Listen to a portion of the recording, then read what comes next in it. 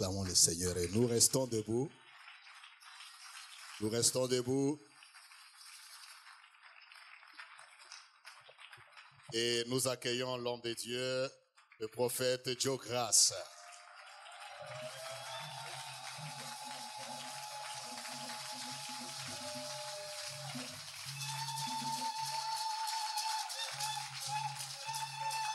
Seigneur, dans le nom de Jésus, j'aimerais te recommander non seulement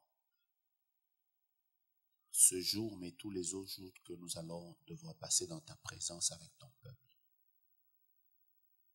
Toi, tu es au ciel, nous, nous sommes sur la terre, Seigneur. Toi, tu es puissant, nous, nous sommes faibles. Toi, tu connais tout, nous, nous connaissons en partie.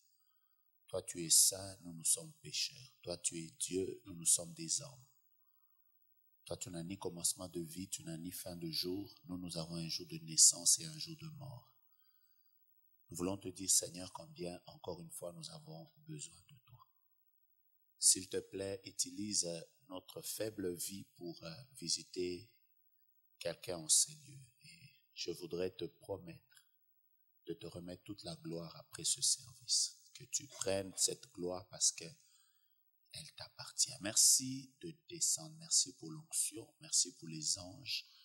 Merci pour les buts que toi, tu vas atteindre. Merci parce que ton seul nom sera glorifié.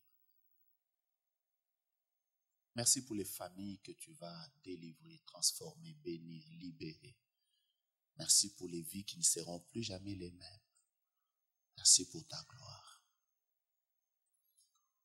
Dieu tout-puissant, comme mon cœur considère tout l'univers créé par ton pouvoir, le ciel d'azur, les éclairs, les tonnerres. Le clair matin ou les ombres du soir, Dieu tout-puissant, comme mon cœur considère tout l'univers créé par ton pouvoir, le ciel d'azur.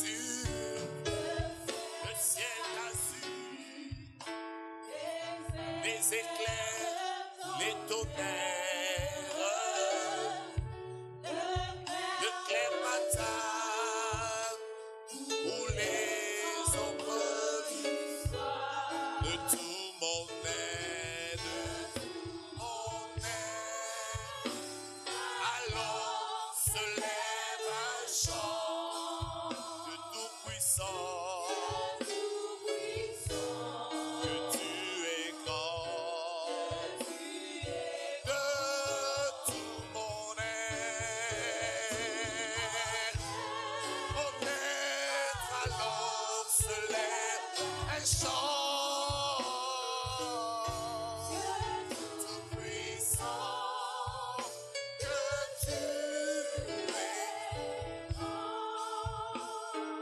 Merci Seigneur, au nom de Jésus, Amen. Acclamons le Seigneur. Amen. Est-ce que nous pouvons acclamer le Seigneur encore une fois plus fort?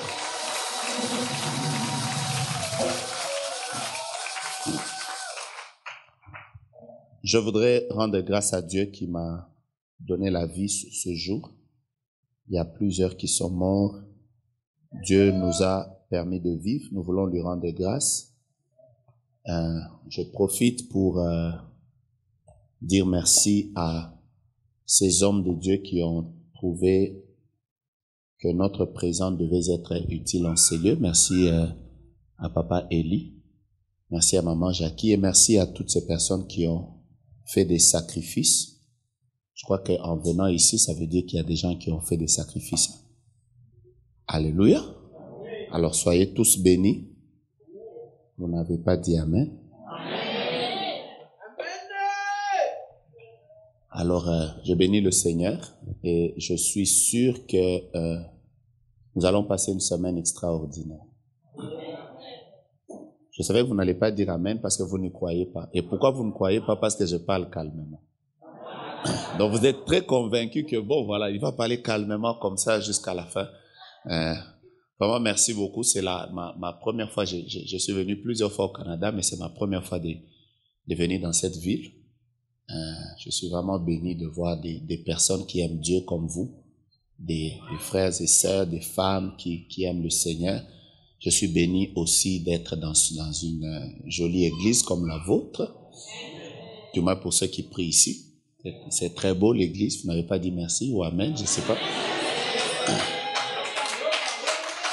Voilà. Donc, je voudrais que nous puissions partager un thème. Aujourd'hui, je vais juste m'introduire et en m'introduisant, je vais commencer d'abord comme un enseignant. Après un moment, je serai prédicateur et à la fin, je serai prophète. Donc, on va y aller d'abord comme ça. Prenons nos Bibles, s'il vous plaît. Si nous pouvons nous mettre debout et que ça vous dérange pas, prenons Exode chapitre 10, le verset 9. Exode chapitre 10, le verset 9. Exode chapitre 10. Pouvons nous mettre debout juste pour honorer cette parole qui nous a créés. La Bible dit que toute chose a été créée par cette parole et nous allons lire ensemble, chacun dans sa version. Nous allons lire Exode chapitre 10 au verset 9. Est-ce que nous pouvons y aller? Come on. Moïse répondit, nous irons avec nos enfants et nos vieillards, avec nos fils et nos filles, avec nos brebis et nos bœufs, car c'est pour nous une fête en l'honneur. Que Dieu bénisse sa parole. Amen. Prenons nos places.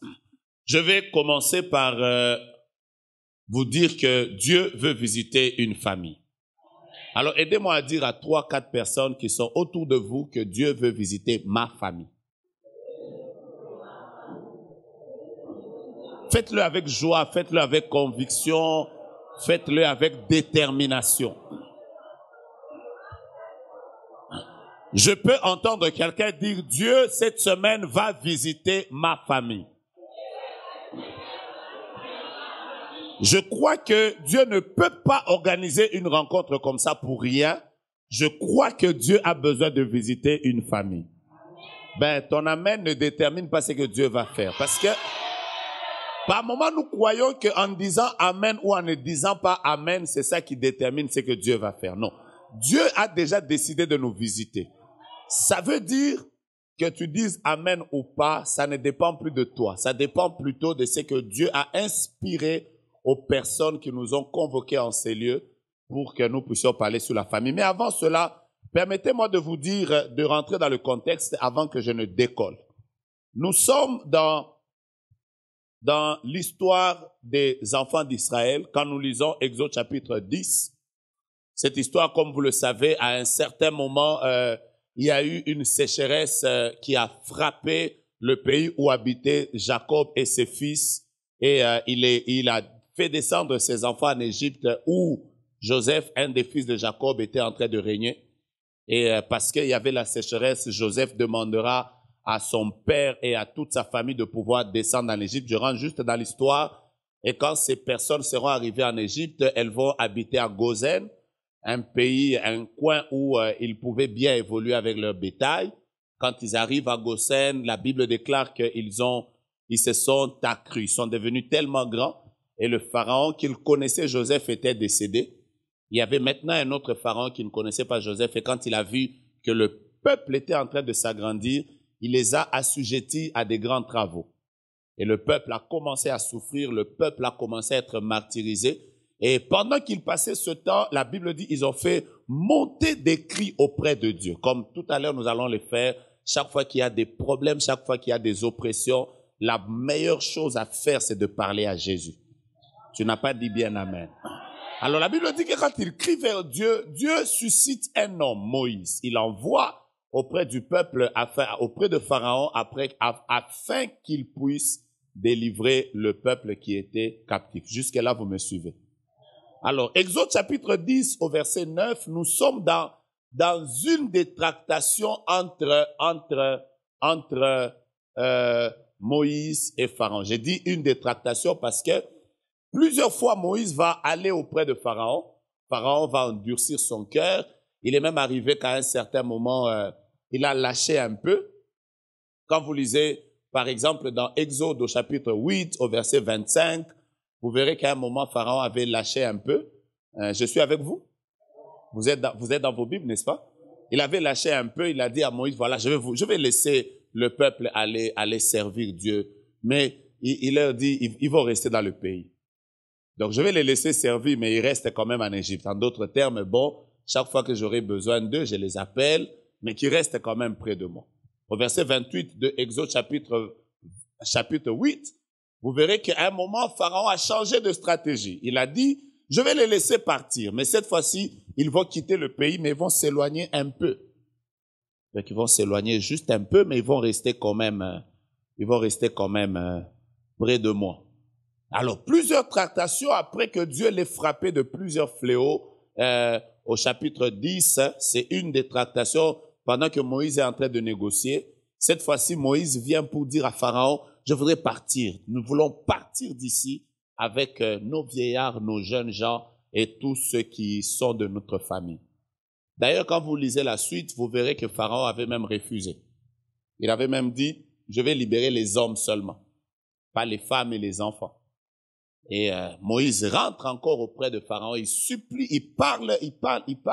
Et vers la fin de Exode chapitre 10, vous verrez qu'il lâche encore, mais cette fois-ci, il dit, je vais vous laisser partir avec vos enfants et vos familles, mais vos brebis et vos bœufs vont rester. Bref, quand vous lisez ça, vous verrez que c'est une des négociations entre Moïse et Pharaon. J'ouvre déjà une parenthèse pour dire qu'il y a des situations dans la vie qui ne changent pas du coup. Il faut forcer, il faut persévérer, il faut continuer à persister pour que ça s'ouvre. C'est comme ça que quand vous lisez Jésus nous enseignant sur la prière, Jésus déjà nous a dit, demandez, on vous donnera, frappez, on vous ouvrira, mais cherchez, vous trouverez. En lisant déjà ces trois mots ou ces trois formes, vous comprenez que la prière a plusieurs dimensions. Il y a une dimension où vous demandez, on vous donne, c'est très facile, mais il y a aussi une dimension où ça vous demande un peu une persévérance. Mais il y a aussi une dimension où on ne vous demande pas seulement la persévérance, mais on vous demande la persistance. Il faut insister pour voir certaines choses changer. Je bénis Dieu parce qu'au cours de ces 4 jours, nous allons prier pour des choses qui ne marchent pas encore pour que ça marche. Bon, je peux commencer. Non, vous êtes tout froid. Il faut que les anges se rendent compte qu'il y a déjà ici pour qu'ils descendent. Je peux avancer? Dis à ton voisin, sois déjà libéré, nous avons déjà commencé le séminaire. Dis-le, nous avons déjà commencé le séminaire. Dis même au voisin, le prophète, c'est sa première fois de venir ici, il est déjà libre. Maintenant, toi d'ici, pourquoi tu n'es pas libre? Hein? Après, dis aussi au voisin enfin que la neige n'est pas encore tombée, donc tu n'as pas raison d'avoir foi. Tu me dis amen et je commence. Alors aujourd'hui, dans mon introduction, je voudrais vous parler de 10 choses qu'il faut retenir sur la famille. Peut-être que je ne vais pas arriver à 10 parce que je sens qu'il faut que nous puissions prier. Mais je voudrais vous dire 10 choses que je voudrais que nous retenions sur la famille. Ça va me servir de décollage pour tous ces jours qui restent. La première chose que je voudrais que vous reteniez et qui est très importante, c'est que Dieu, le Dieu de la Bible, c'est un Dieu qui aime les familles. Vous m'avez pas dit amen. Je reprends. Dieu aime les familles. Dieu aime les familles. Quand vous commencez à étudier la parole de Dieu, vous allez d'abord vous rendre compte que l'initiateur de la famille, c'est Dieu. Dieu n'est pas seulement l'initiateur de la famille, mais il en est aussi le protecteur. C'est comme ça que quand vous rentrez dans l'histoire de la première famille, vous allez découvrir qu'à un certain moment, l'ennemi a voulu pratiquement détruire la famille de Adam et Ève en amenant la haine entre les frères, la haine qu'on appelle en français la haine fratricide. C'est très difficile, hein? La haine fratricide, je suis là. Mais malgré ces choses, vous verrez que alors que Caïn était détruit, Abel était mort, Dieu a voulu préserver cette famille. Il leur a envoyé Seth. Dieu aime les familles. Vous savez, la Bible dit, Dieu a tant aimé le monde qu'il a donné son Fils unique, afin que quiconque croit en lui ne périsse pas, mais qu'il ait la vie éternelle. Mais quand vous regardez le monde, en réalité, il est constitué des hommes, et quand vous regardez les hommes, ils viennent des familles. Donc j'ai raison de dire que Dieu a tant aimé le monde. Dans le monde, il y a les familles. Est-ce que quelqu'un peut dire à son voisin, Dieu aime ma famille? Si tu comprends que Dieu aime la famille, toi aussi tu aimeras la famille. La première chose que je voudrais que vous reteniez, c'est que Dieu aime les familles. Quand Dieu regarde les familles, il les aime. Ta propre famille, Dieu l'aime. La mienne dans laquelle je suis venu, Dieu l'aime. Dieu veut voir les familles s'épanouir. Dieu veut voir les familles être heureuses. Dieu veut voir les familles aller de l'avant. C'est la volonté de Dieu. Même si tu es en ces lieux et que tu viens d'une famille dans laquelle rien ne marche, retiens ce soir que Dieu aime ta famille. Je savais que ton amen devait être comme ça. La deuxième chose que je voudrais que tu retiennes, c'est que toutes les familles de la terre tirent leur origine de Dieu. Même si la famille a commencé bizarrement. Parce qu'il y a des familles qui ont commencé bizarrement.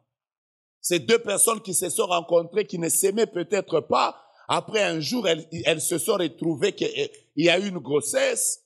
Et bon, ils se sont décidés de rester ensemble. Même si toi-même, quand tu regardes tes origines, là, ça ne te plaît pas. Dieu, toutes les familles qui existent tirent leur origine de lui. Toutes. Parce que si Dieu ne voulait pas que ta famille existe, il ne l'aurait pas fait. En fait, si tu existes dans une famille, c'est parce que Dieu voulait que ta famille existe. Ta famille ne vient pas de Satan. Seigneur, bénis quelqu'un. Ta famille ne vient pas de Satan.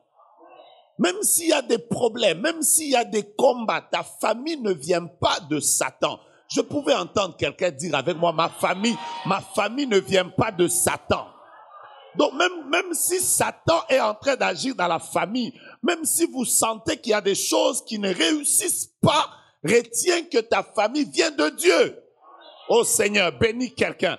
Et d'ailleurs, je déclare que le Seigneur prouve aux gens qui seront dans ce séminaire que vos familles là viennent de lui. Ça ne vient pas des démons, vos familles. Ça ne vient pas des sorciers. Les familles viennent de Dieu. Et c'est important de le comprendre. Je vais vous aider d'abord à aimer vos familles avant que nous prions pour la délivrance. Troisième chose. Les familles sont une des choses que Dieu nous impose.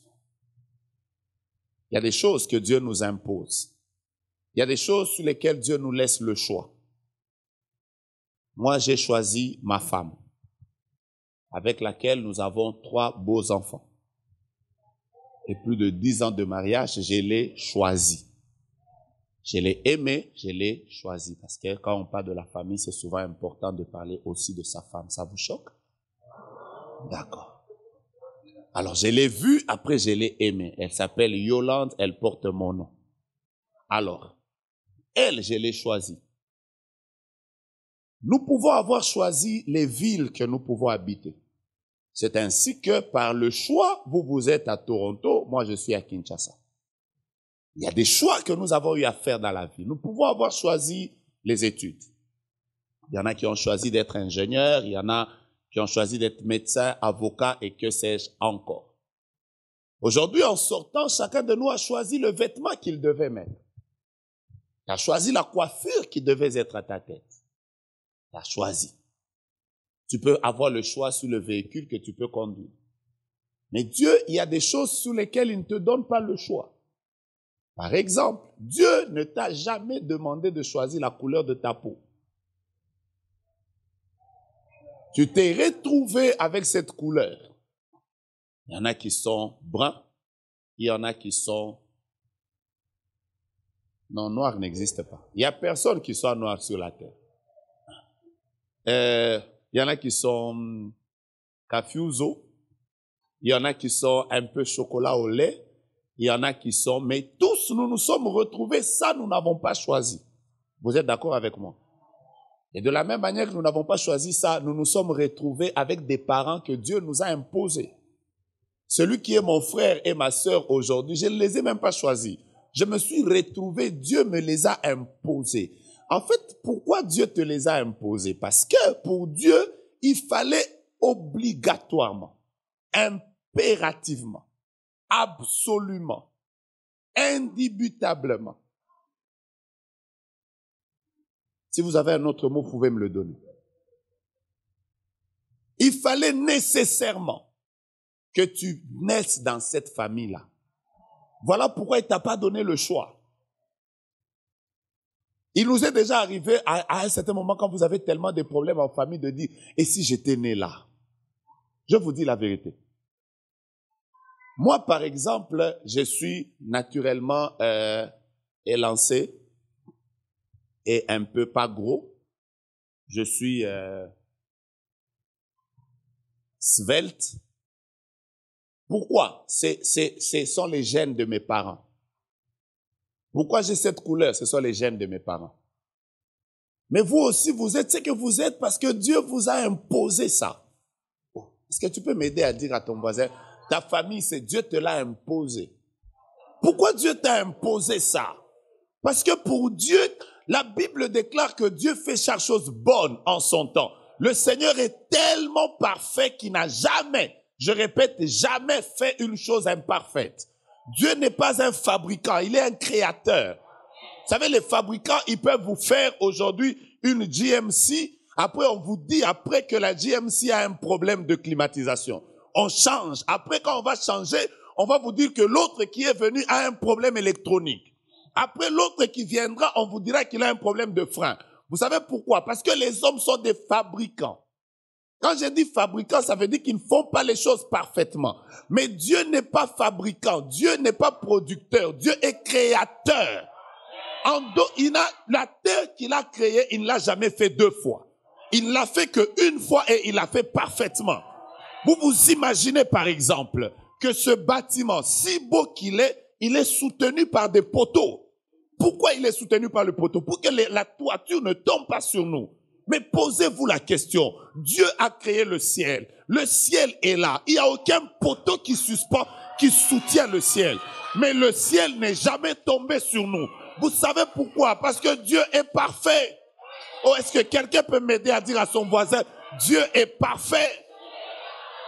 Dieu est parfait. Regarde d'abord comment il t'a créé. Tu ne peux pas imaginer que tu as des millions de cellules qui fonctionnent dans ton corps et toi-même tu ne te rends pas compte. Dis avec moi, Dieu est parfait.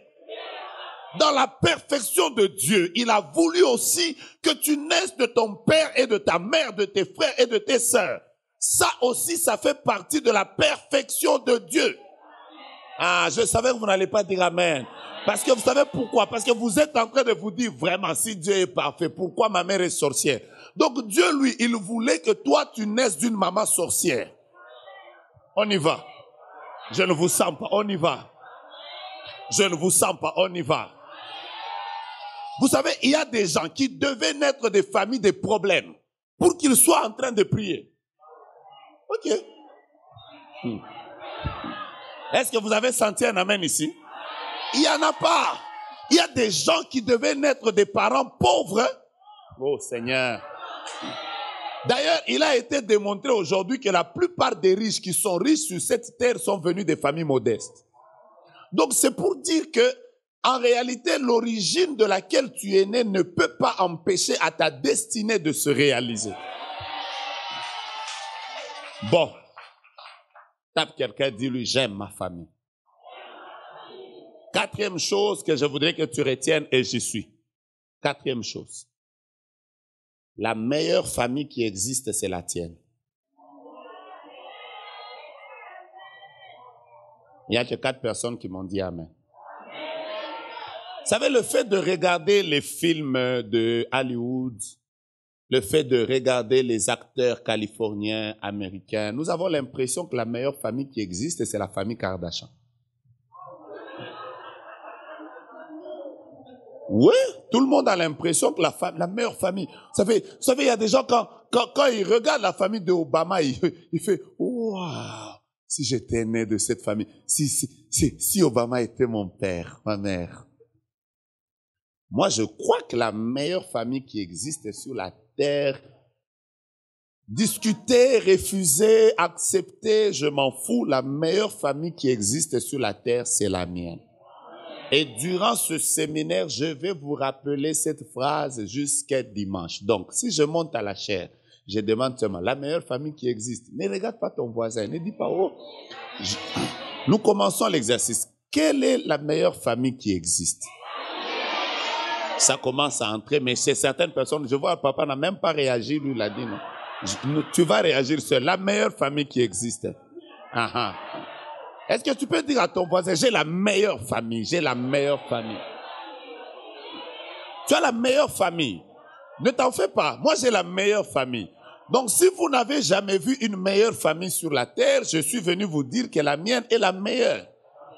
Pourquoi la meilleure? Parce que Dieu, lui, a voulu que moi, je naisse là.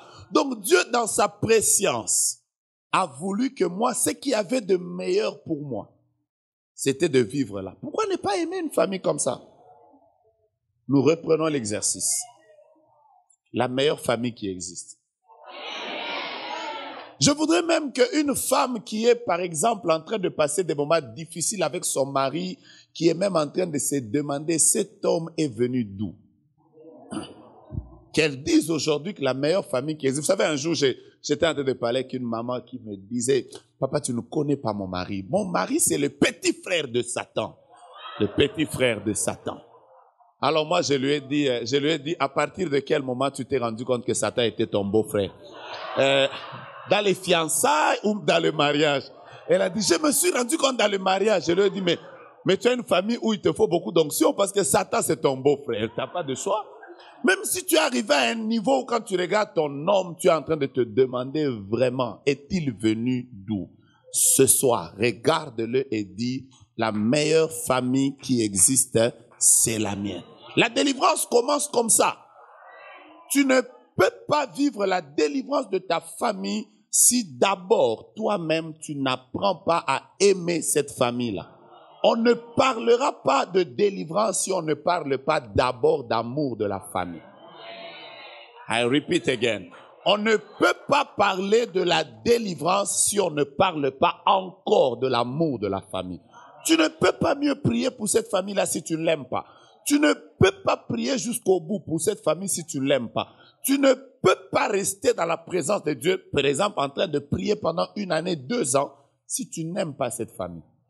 Alors, ce sont les bases que je suis en train de poser parce que pour moi, c'est important pour la suite. Même si on va parler démons, Satan, sorciers, toi d'abord, je voudrais que la première chose tu dises, ma famille c'est la meilleure.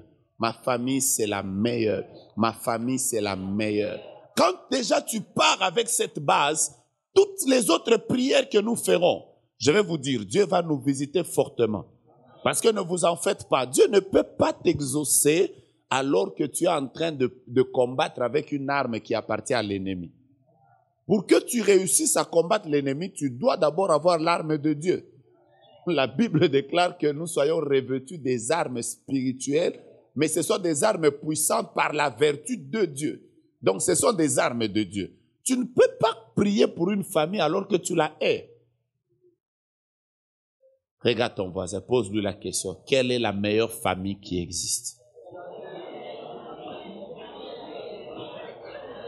Est-ce que je peux évoluer?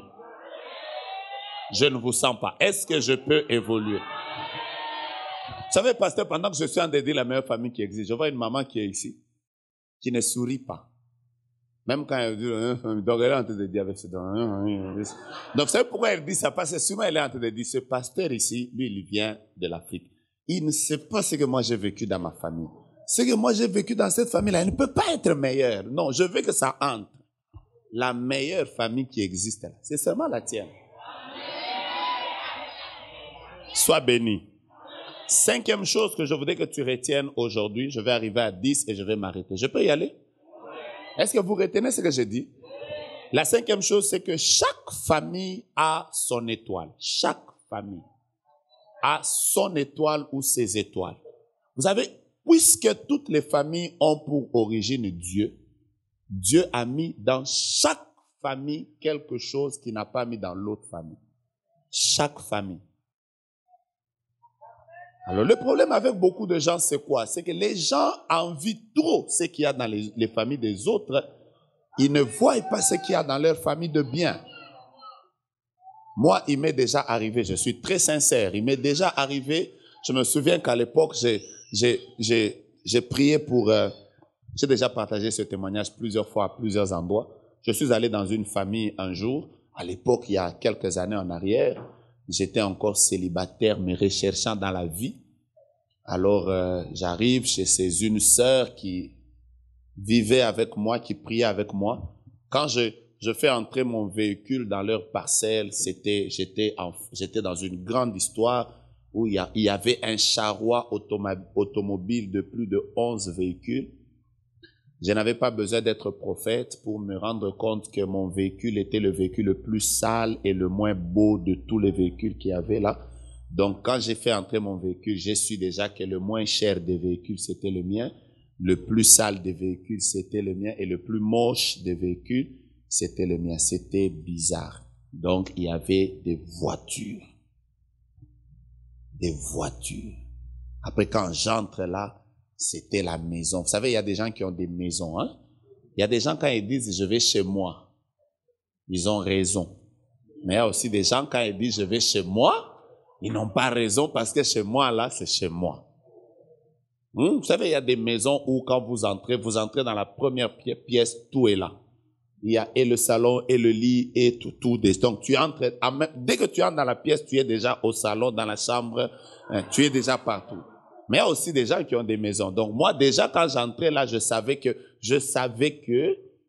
ici, il y a la maison.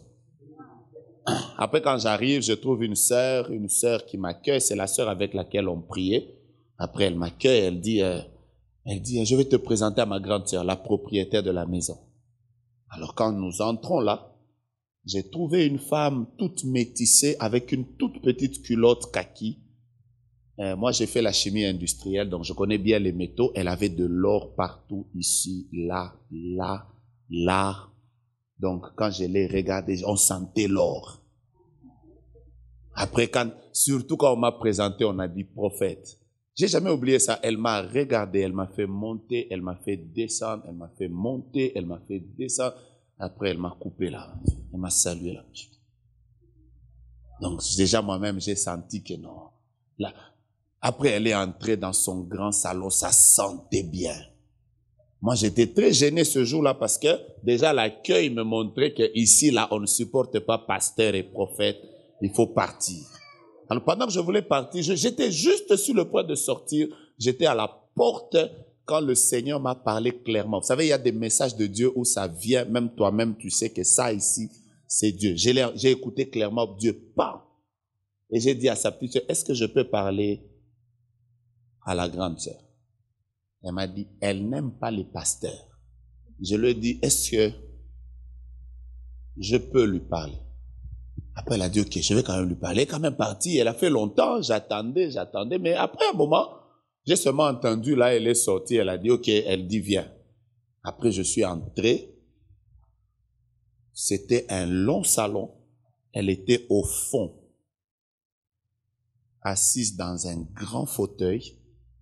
Et elle avait ses pieds comme ça. Vous savez, quand déjà on vous accepte pas, après vous arrivez, c'était long, la distance entre la porte et là où elle était.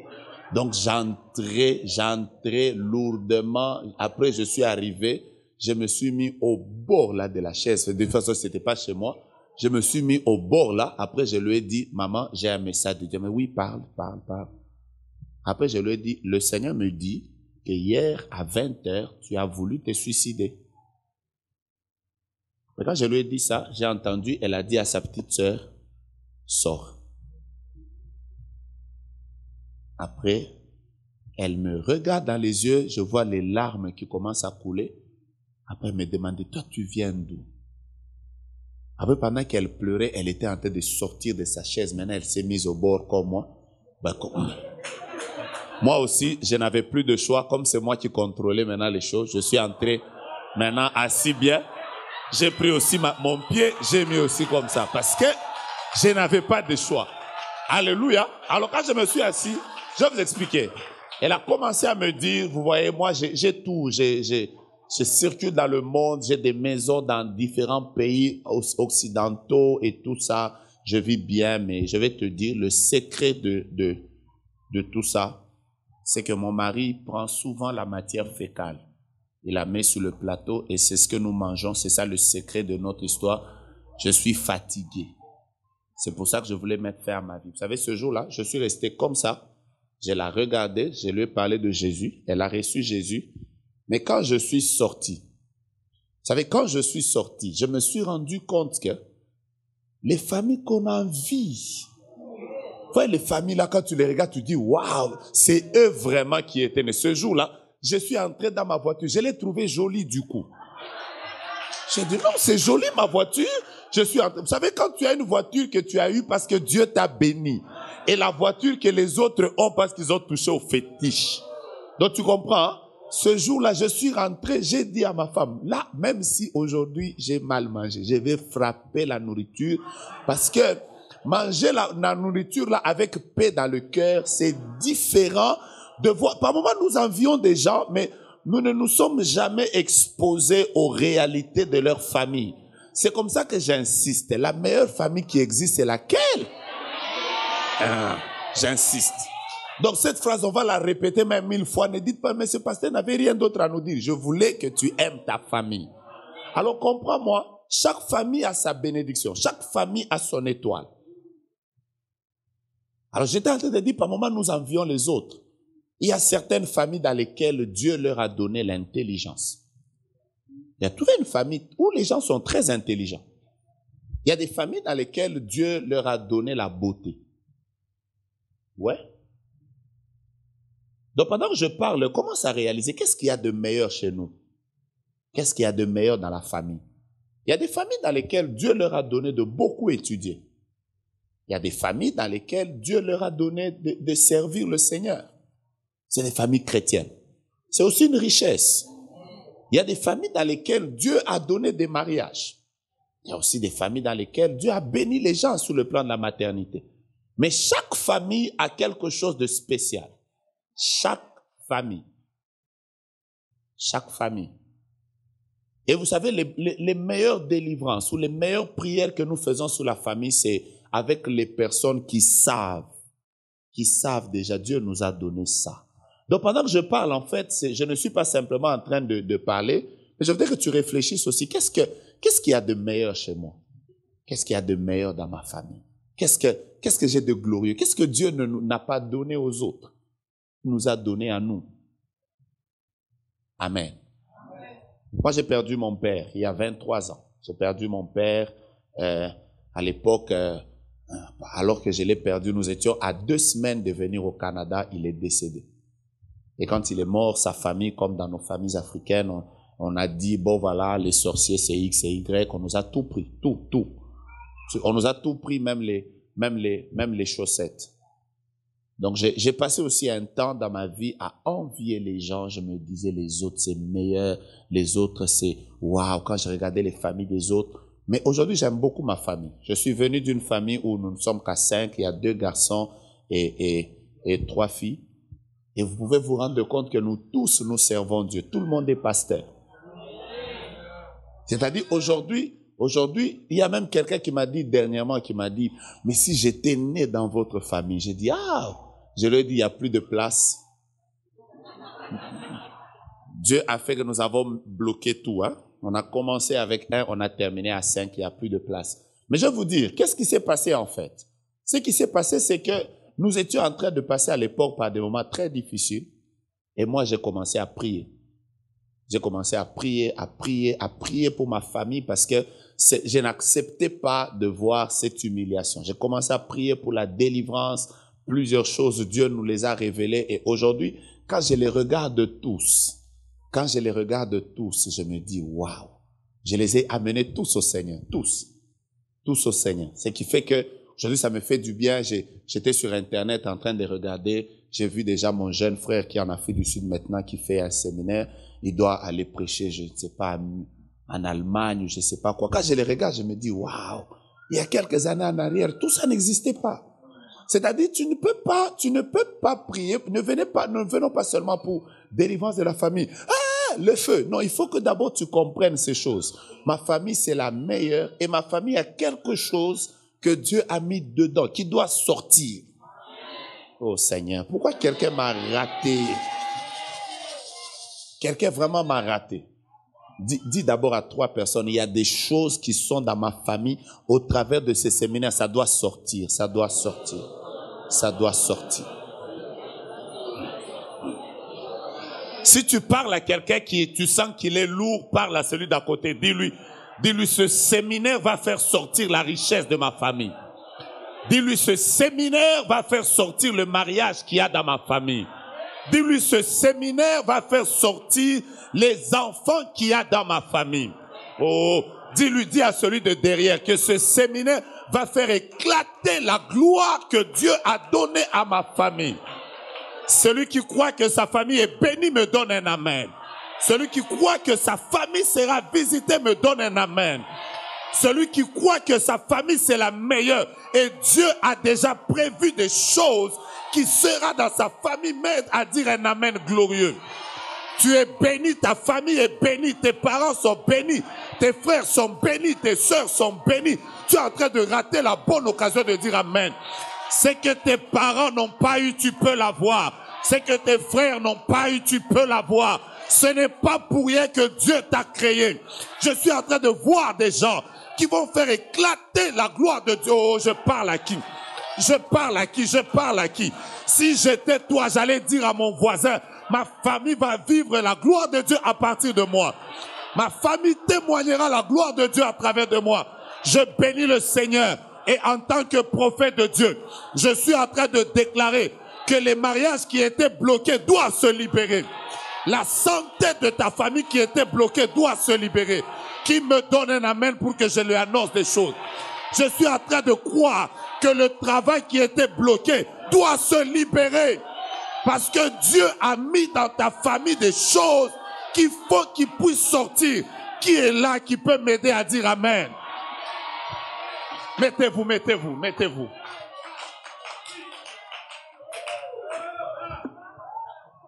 Can I preach like I feel? Est-ce que je peux prêcher comme je sens? 6e chose que je voudrais que vous reteniez, et c'est très important, ça fera partie des choses sur lesquelles nous allons revenir la fois prochaine. Chaque famille a ses combats.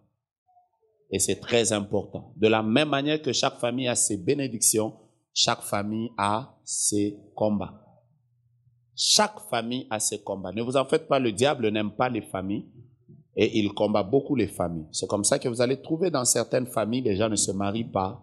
Vous allez trouver dans certaines familles, c'est l'argent qui est difficile. Vous allez trouver dans d'autres familles, ce sont les enfants qui n'arrivent pas. Vous allez trouver dans d'autres familles, c'est la division. Les gens ne se mettent jamais d'accord. Vous allez trouver dans d'autres familles, c'est la polygamie. Vous allez trouver dans d'autres familles, c'est l'inceste. Vous allez trouver dans d'autres familles, c'est le fétichisme. Vous allez trouver dans d'autres familles. Bref, chaque famille a ses combats. Ma famille a ses combats. La famille a des combats. Et vous savez, les personnes qui prient mieux pour les délivrances des familles, c'est... Maman, retenez ce nom. Maman, je vous vois boire. Retenez ce nom, Betty. Betty. Je vais y revenir. Alors, chaque famille a ses combats. Donc, c'est pour ça que par moment, il ne faut pas envier les gens. Vous allez rester là, vous êtes là, oh non, mais je ne comprends pas, parce que normalement, dans leur famille, là, apparemment, ça évolue. Tu sais pourquoi tu penses que ça évolue? C'est parce que tu les vois de loin. Tu les vois à l'église. Va vivre chez eux. Hein? Je suis sûr que tu ne feras pas 1 mois. Tu vas rentrer chez vous. Et pourquoi tu ne me dis pas amen? Parce que tu penses que c'est faux. Ça fait plus de 20 ans que je suis pasteur. Donc, ça fait plus de 20 ans que j'ai fait des cures d'âme, j'ai prié pour des familles. Frère, il y a des familles bizarres. Il y a des familles bizarres. Je venais de parler avec une fille il y a quelques jours qui est à Matadi chez nous au Congo, qui me disait, pasteur, est-ce qu'il y a moyen de dire à ma mère que je ne rentrerai plus à l'église parce que sa maman est une des partenaires des activités que je fais souvent. Alors elle m'a dit, est-ce que tu peux dire à ma mère que je ne rentrerai plus jamais à la maison? Et je lui ai dit, mais pourquoi? Elle m'a dit, parce que je n'arrive pas à lui dire ça. Mon père me drague. J'ai dit, waouh. Ben, j'ai été obligé d'intervenir, mais ça m'a fait quand même mal de trouver qu'il y a des familles dans lesquelles, non, le papa veut. Il a des principes genre, voilà, c'est quand tu sèmes dans un jardin, tu dois être le premier à en jouir. Donc, comme il considère que ses enfants sont ses maïs, comme c'est lui qui les a plantés, il doit en jouir avant quelqu'un d'autre. Mais le problème, c'est que quand vous regardez ces genres de personnes-là, ils sont toujours en veste, tout chic. Et ils parlent bien, ils n'aiment pas trop les pasteurs. Alors, quand ils parlent là, c'est, vous savez, vous êtes en train de distraire les gens. La religion, c'est l'opium du peuple. Mais quand tu les regardes là, tu te dis, maman, donc ce papa-là, malgré tous ces cravates-là, à l'intérieur, là, il est pourri comme ça. Alors tu peux être là, quand tu le regardes, tu dis, mais il dépasse mon père. Non, ne t'en fais pas. Chaque famille a ses combats. Est-ce que je bénis quelqu'un? Ah, il n'y a qu'une maman qui a dit amen plus fort. Alors, chaque famille a ses combats. Donc, tu ne peux pas prier pour la délivrance de ta famille si tu ne localises pas quels sont les combats qu'il y a dans ta famille. Je répète, si tu ne localises pas quels sont les combats qu'il y a dans ta famille. Nous allons faire un travail aussi de localisation. Donc, pendant que nous parlons, c'est un exercice, comme tu vas revenir demain, le soir, quand tu vas partir, quand tu vas rentrer, fais juste une liste. Fais juste une liste parce que ça va t'aider pour la prière de demain. Fais juste une liste, écris. Qu'est-ce qui marche? Qu'est-ce que nous avons de bien dans notre famille que nous n'avons pas ailleurs? Qu'est-ce que j'ai de bien avec mes enfants? Qu'est-ce que j'apprécie de mon épouse? Qu'est-ce que j'apprécie de mes parents? Qu'est-ce que j'apprécie de mes enfants? Mais aussi, qu'est-ce qui ne marche pas? Parce que quand nous allons commencer la prière, nous ne ferons pas seulement du bruit. Nous ne viendrons pas seulement ici. Vous savez, le problème avec les chrétiens aujourd'hui, c'est qu'ils font trop de bruit et ils ne ciblent pas ce qu'il faut cibler. Vous allez trouver quelqu'un, bon, ici, je ne pense pas que vous êtes comme ça. Ça se passe chez nous. Je suis sûr que vous n'êtes pas comme ça. Chez nous, vous allez entendre, chez nous, surtout les mamans, elles font trop de bruit. On entend des yes,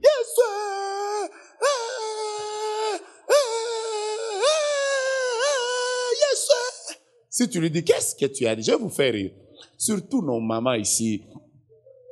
Un jour, je me retrouve avec un groupe de gens. Je suis en Israël.